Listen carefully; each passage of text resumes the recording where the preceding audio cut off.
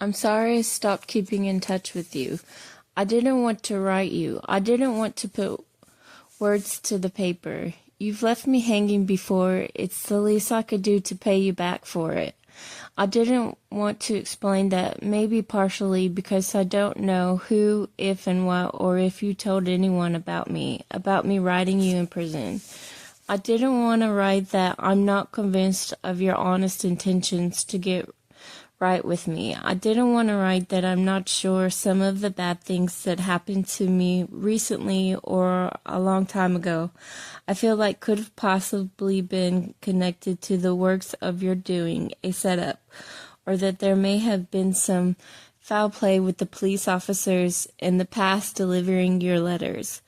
What I mean is that something bad is going on and I don't know who's behind it, and I didn't want to write to you about it because I didn't want to tell you. I didn't want to point the blame at you, at anyone in particular, or that I didn't want to tell you that you're a suspect in allowing or causing it. I thought maybe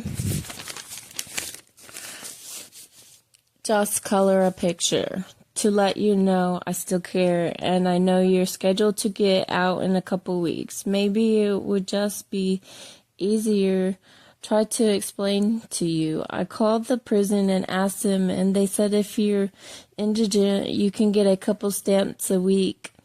But you weren't writing me back except once a month if I sent you money. Last May or May 2019, I stopped sending you money because I've needed it for myself because of what happened with the church after service when I was stalked and sexually assaulted. Before that, I was doing good walking. I was healthy and eating right, and I was starting to lose those extra stubborn pounds. That was extremely embarrassing and hard on me. I stopped losing weight and started gaining weight, and I didn't want to talk to you about it because I've, for one, always been a little pudgy, and you've always been slim, and I'm embarrassed about it. So I didn't hear from you for 6 months. So the last time I heard from you was about 7 months ago. You sent the Hello Kitty card. I really enjoyed it, but there was something unnerving about it, about the situation about it. It scared me, to be honest. I hadn't heard from you in 6 months.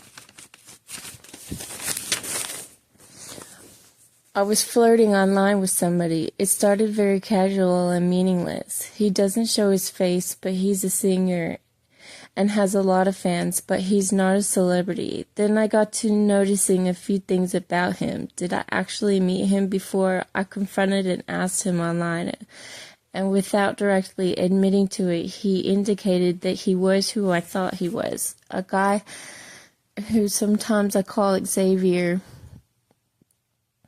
who filled in playing the piano and keyboard at the church I went to in Connecticut. I want to say I didn't like him. He was stuck up, but he played the keyboard the day I got baptized, a member of the church, and that was sort of special. And later there was a situation. He wanted to have sex with me in the shower, but his girlfriend was upstairs, and I was on my way out the door to go to work. He approached me.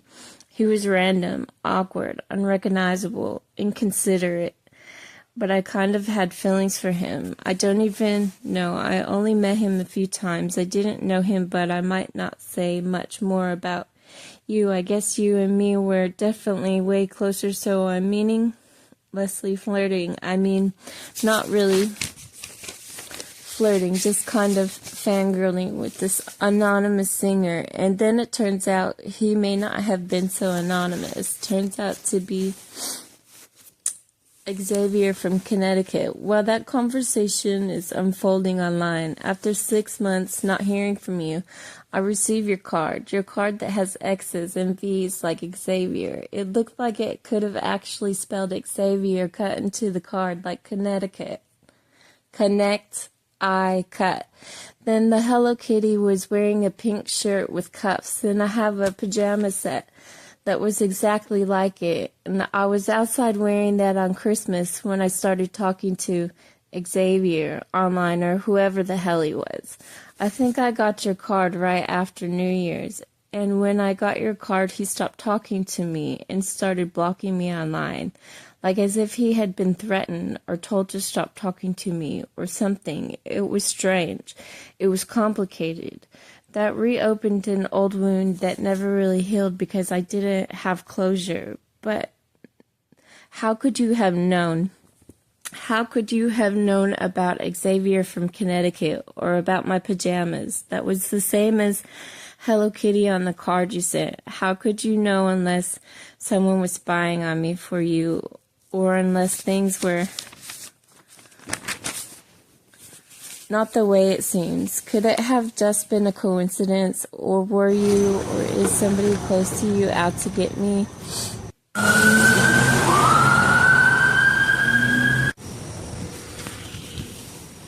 I don't know. That wasn't the only time, neither the only thing that scared me about you. Before that, you sent a card with a bunny wearing a bow tie and a tree that had vines. At my last apartment, it was a duplex house and it had a big tree with vines in my yard. I used to sit out in the back doorway and feed the squirrels that ran in the tree. It may have been in one of my YouTube videos, but that you'd be in prison, and that was before I moved here, before I started writing you. How could you know? Unless someone was spying on me for you. I had a sun catcher at my apartment now, and it was a bunny with a hair bow. How could you know? One day the manager came over. They came to spray to make sure we don't get bugs once a month or bi-monthly. He was fiddling with it. I thought that was strange. One day I dropped it, cracked, so I finished breaking it and threw it away because it creeped me out. You were the only person I told about that I was planning on going to try the church, Freedom Temple, and I remember telling you that I had a good feeling, and I described the road I take to get there. If the letter went out Monday, it could have made it to the jail by Wednesday or Thursday. If it was Wednesday, or if the police were reading my letters to you and corresponding your unit with my local authorities. It's just that it panned out against me so smoothly. My apartment manager told me I can't have a boyfriend live with me, and I can't have someone with a felony live here. But I since learned that several people live in the apartments have felonies. It's not being fair. There's two managers, a guy and a gal. Sometimes she tells me things that's opposite or vague or insinuative, and then yells at me. She whispers under her breath and double-checks to make sure. Once I asked her how to contact the owner, she gave me the wrong email address. I caught her because I looked on the website. Well, I didn't know I could look on the website. She could have just told me to do that in the first place. Later, I asked him. I couldn't find the coiled light bulbs that fit inside the porch globes, and he told me I had to get a special light bulb. Only the maintenance man can get them. And when the maintenance man came with a plastic bulb light, I could have got the same one at Walmart for $1, and he wanted $2. And he was frustrated with me because it wasn't the coiled mini light like all the other lights in my apartment. When I moved in and the manager said I had to have that kind, I looked everywhere I could think to buy light bulbs. Well, I guess they don't sell those anymore. At Christmas time, he joked about burning a candle at the Christmas party for the tenants. He said he was going to burn weed in the candles so everyone would get high. I didn't see any candles burning, and I didn't smell any incense either, though. The apartment manager joking to me that he's gonna get all the tenants high, and we wouldn't know. But then they brought us snacks, which lasted 3 days. Wouldn't they expect us to have munchies? But she was giving everyone a hard time, telling everyone don't take too much. But the other staff who work in housing authority department were coming in taking snacks.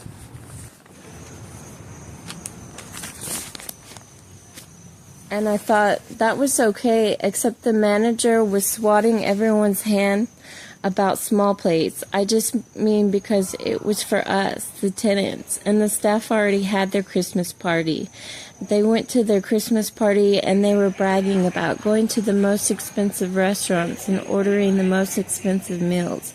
Another time he was sashaying about being high off of his new medication from his therapist, and that went on for a week. And during that time, I saw him pill seeking from the other employees and another lady giving him pills. Then he was driving us to the store high. They used to take us once a month to Walmart, but they don't do that anymore since the coronavirus this year is stopped. We can't go into the office anymore. We had a community center to play games and do puzzles and watch TV, but it never opened back after they closed for Christmas. So a lot of things, it could be miscommunication, but on the other hand, there's a lot of shade and effort that they put into miscommunicating. She called me a snitch one time under her breath, and I was confused at the time. I thought they were the best apartment managers I ever had. I really enjoyed them, but they proved their facade. That day it was like they changed. They did something bad and got or almost got in trouble, and they were retaliating against me, who had no clue what was going on. Maybe it's just some miscommunicating personas to put me off, but then could they be involved with the assault that happened to me? Come to find out, lots of people in the community have been or witnessed the same type of assault that happened to me. Rape and kidnapping went up. Police being fired have gone down. They're more concerned about burglaries. I read that in some article online. People, if they walk anymore, carry sticks, staffs, mop handles. When it happened to me, Deborah, the female manager, offered to take me to the emergency room. When I told her, the police refused, but then she left me hanging, waiting for her, so I got on the bus. He, Kenneth, the male apartment manager, has a black Impala like the one driving who assaulted me, and it doesn't mean it was him, but is that some trend? It needs to flame down. Kenneth said he used to be a mortician. We had an assistant when we had the community center. Her name was Sharon, and she's black, and she's given me a share of snide, rich black woman racist against white girls remarks. But one day Sharon and Kenneth were joking about Kenneth doing my makeup. And why are they joking about my death? Not funny. That is disgusting. That is going too far. I heard a little rumor, a joke. I wasn't considering that's about Kenneth Bennett, the apartment manager from the housing authority, because he looks like Kenneth Bianchi, who is a famous serial killer, kidnapper, and rapist known as the Hillside Strangler. Bianchi had a wife named Shirley. I met Bennett's wife once or twice. I saw them at Walmart, and her name was something similar. I don't precisely remember. Sherry or Cheryl. Maybe Shirley. I don't know. There was a documentary playing, and it came on. I thought it was the apartment manager and watched it and was like, yeah, I heard that before, but you don't really think they're the same guy? Question. It's my grandpa. I looked up Bianchi, and he don't look the same in his updated prison photos. Bennett looks like Bianchi if he got fat or older. I have a little bit different expressions.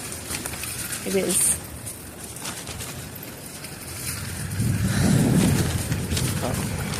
I'm looking down to my parents. How would he get out of prison, though? Maybe if the prisons faked a death and he went instead and traded places with the mortician. Maybe that's a little too much, jumping to conclusions. But it has crossed my mind, and something is not up to par with that guy. I mean, the whole office staff is questionable. I didn't want to write you because I didn't want to confront you about your dad threatening me. He said that he was going to put me in the meat grinder and feed me like hamburgers to the whole neighborhood. Childers, Texas. Uncle Danny bailed me out. Oh, isn't that Mario Lopez? Uncle Danny bailed me out of the heated conversation. Said your dad was joking, but your dad said he wasn't joking for trying. I put it out of thought. I suppressed some memories. I started reading a lot, and it helped me to remember a lot of things. I even remembered what happened to Kim's mom. I remembered some things about being a baby and being passed around the doctors when I was born. I just remembered Debbie, and she wasn't her real mom. But I forgot what happened to Kim's mom when I moved to children. The elevator. The elevator.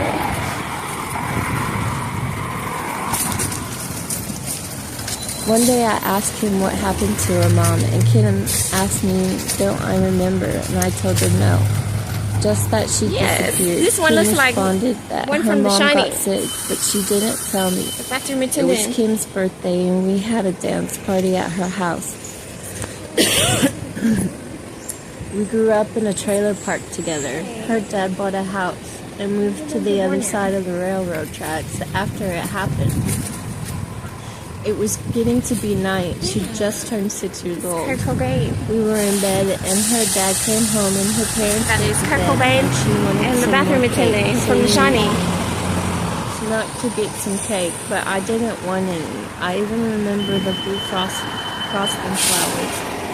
We went back to bed, and her mom came out of the back room to get her dad some cake. He hadn't had any. He'd worked all day. Kim was upset she didn't get the present she wanted, but Kim's mom had shown me she got it, and it hid it under the glass coffee table, edged between two sofas in the corner. I don't remember what the gift was, but I remember the yellow wrapping paper with pictures on it.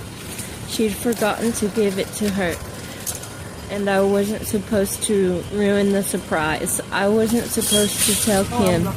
And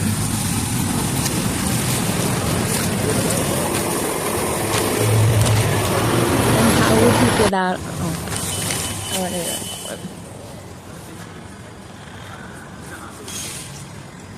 I wasn't supposed to tell Kim, and I encouraged Kim that maybe they got it and forgot to give it to her. But that's what happened. Maybe this is why I hate surprises. They sent us to bed and forgot to give her the gift. Kim said they were having problems with her neighbors, and she thought a couple older boys were trying to break in their house. We heard her mom bustling in the kitchen, get her dad some cake. She thought it was the boys, but I thought the boys were friends with her brother.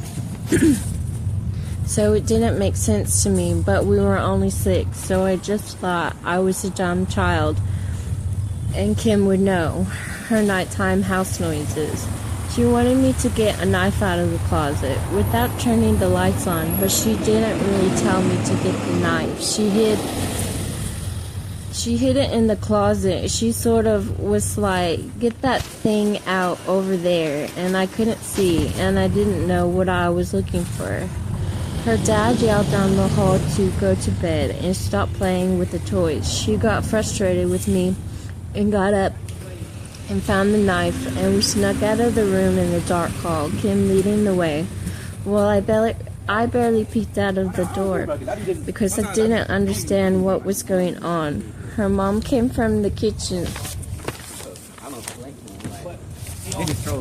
through the dark living room and met Kim's knife at the edge of the hallway. Kim walked backwards until she walked into me and told me not to push her. I argued that I hadn't pushed her because I was a scaredy bitch and didn't want to go with her because her dad told us to go to bed and we weren't in bed, and she argued that she told me to stay right behind her. All the lights came on and my dad came over, and Kim's mom was on the couch with the blanket. They asked us what happened and said that Kim didn't mean to do it. I thought her mom had just ran into her. Kim said she stabbed her and meant to do it because she thought someone broke in the house. She didn't think it was her mom, and she said I pushed her. I said she knew her mom was getting her dad some cake, and Kim insisted someone else was trying to break in their house. I reminded everyone that Kim was mad she didn't get the present she wanted, and they pulled the couch out, and Kim got her present, and we were sent back to bed. I don't remember an ambulance, but I never saw Kim's mom again, and our dads made an agreement to babysit Kim. I don't know how my dad knew Debbie, but I remember hearing my dad, Elijah, talking to Mo, Kim's dad.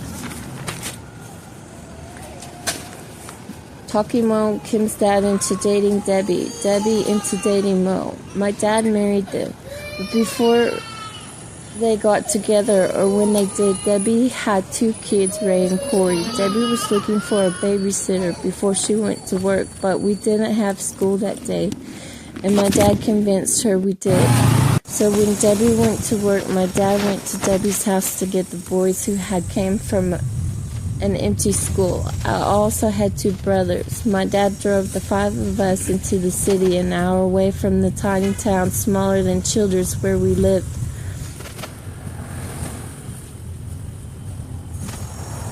A red Dodge Ram truck.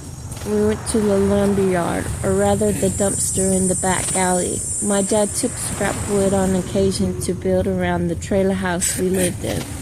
The 4 boys got out with my dad, but I was told to stay in the truck. They were getting in the dumpster and whatever, but I never saw Corey get out. I asked where he was. My dad said he went walking around the block, but we left without him.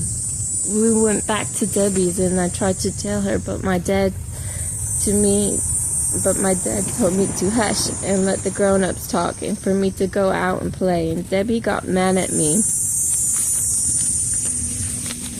I wasn't allowed to talk about it. My parents also divorced when I was 6, and some while later my mom moved out to the city. I'm pretty sure now they knew what they were doing to make me suppress the memories. My parents tried to get me on disability. They wanted to get me on drugs, but the school really fought for me. They let me in the special needs program and said that was enough. I didn't score low enough on my SATs. I wasn't stupid. I'm not stupid. I've wrote you and tried to tell you, page after page, it gets to be too much.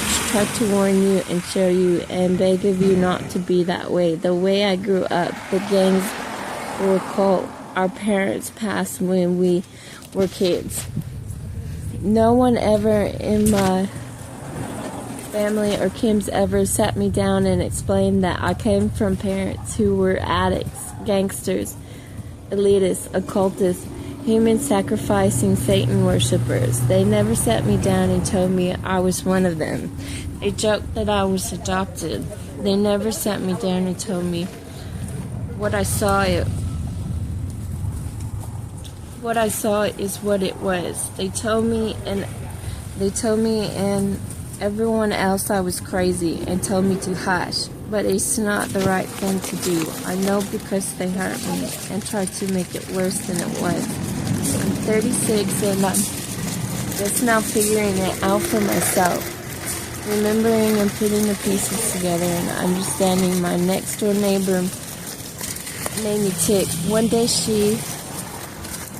that just because they go to prison doesn't mean they quit doing drugs. She said they got more drugs in prison than they do on the streets, and they got a system with the toilets. And I remember that I heard that before, and I just kept it to myself because I didn't want to tell her about you.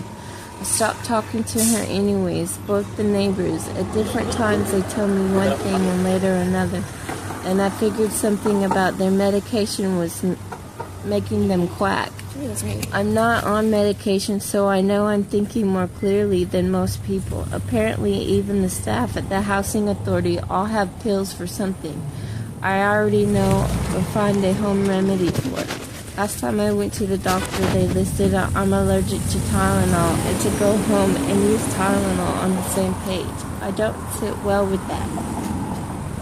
I've been upset because all that's going on, and I've been sad because it's getting closer time for you to go out of prison, and I don't know if you meant it when you said you want to be with me.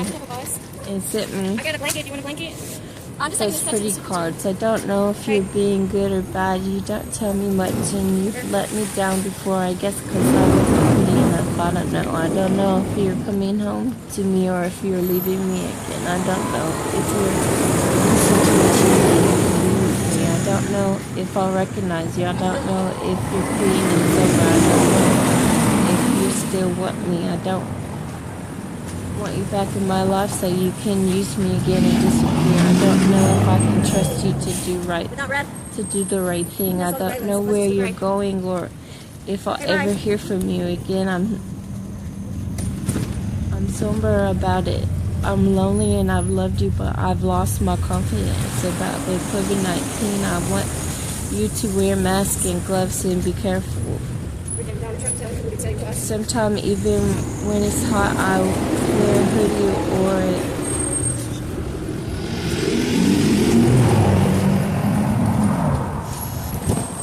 sometimes when it's hot, I wear a hoodie or a headscarf so people don't cough on my head. And I want you to eat oatmeal every chance you can because COVID-19 is a respiratory disease and oatmeal helps you breathe.